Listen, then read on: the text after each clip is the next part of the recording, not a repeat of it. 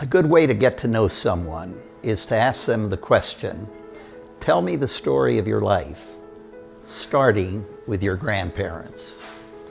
So let me begin there. My maternal family came from south of the United States, and I'm told, although I didn't know them very well, that they were mainly educators and ministers. My grandfather on my father's side, whose name I carry, was from Scotland. His wife was from Ireland. Both went as missionaries to Argentina in 1900. In 1921, they moved with their children to Costa Rica to found the Latin America mission. While my grandfather organized evangelistic campaigns all over Latin America, my grandmother began a school and a clinic for women in her home. In 1929, this became the Hospital Clínica Bíblica and the School of Nursing. My father, Kenneth, and my Aunt Grace were sent to the States for schooling, returned with their now spouses to Costa Rica in the late 1930s to help expand the ministries of the mission and start their own families. With a great group of colleagues, these came to include the Hogar Bíblico, Campamento Roble Alto, radio stations like Faro del Caribe, Editorial Caribe, a publishing house, among others. Most of these, nearly 70 years later, like the Clínica Bíblica, are still going strong.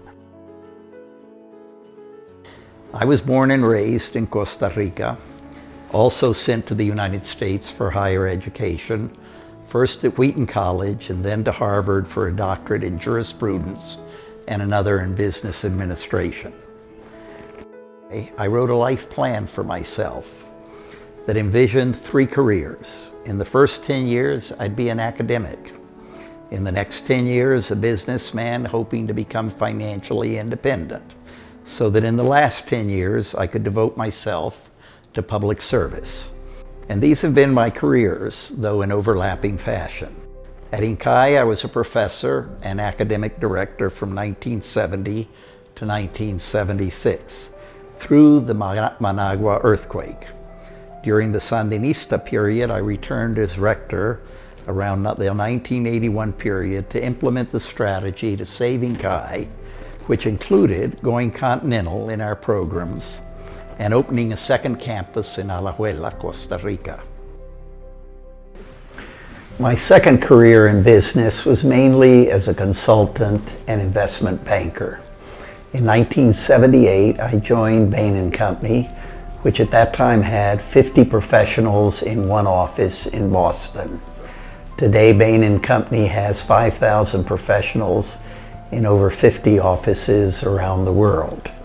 In 1983, I helped set up Bain Capital, a sister organization to Bain & Company focused on private equity.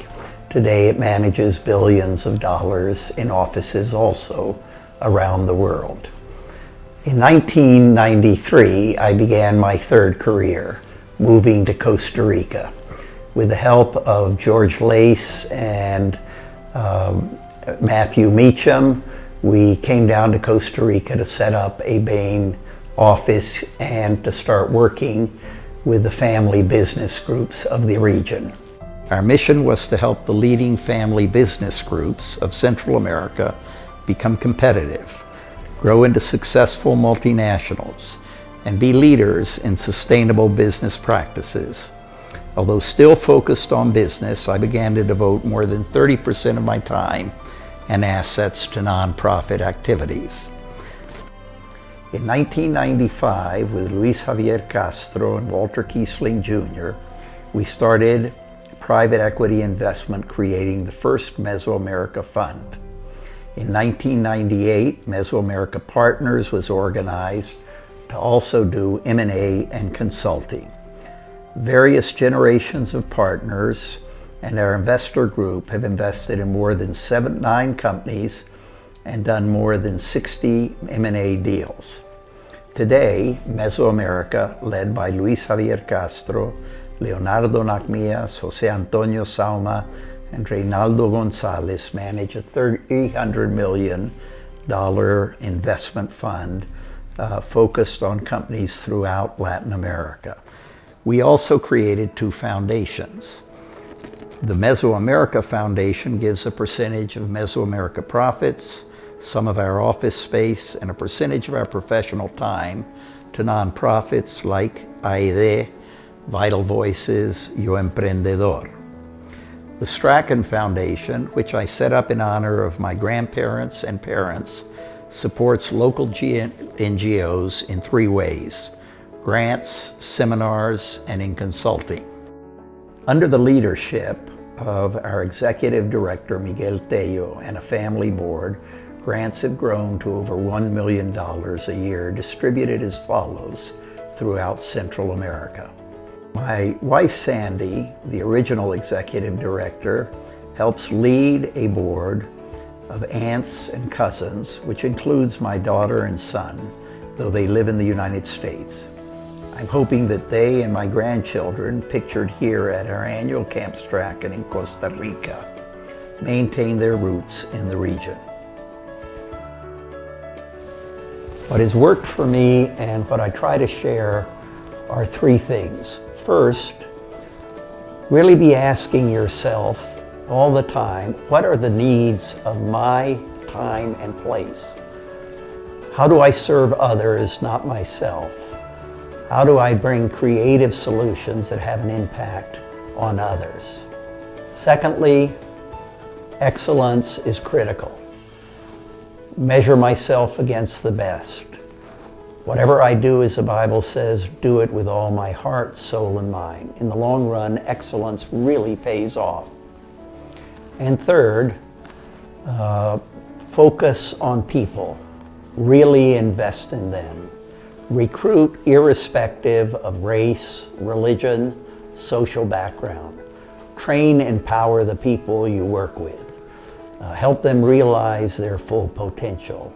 At the end of the day, they have a lot more than you think. People are the real asset. Ultimately, they are what is left behind when you are gone.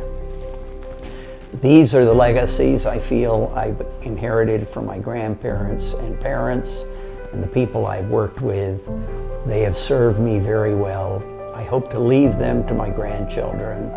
I recommend them to you. Thank you very much.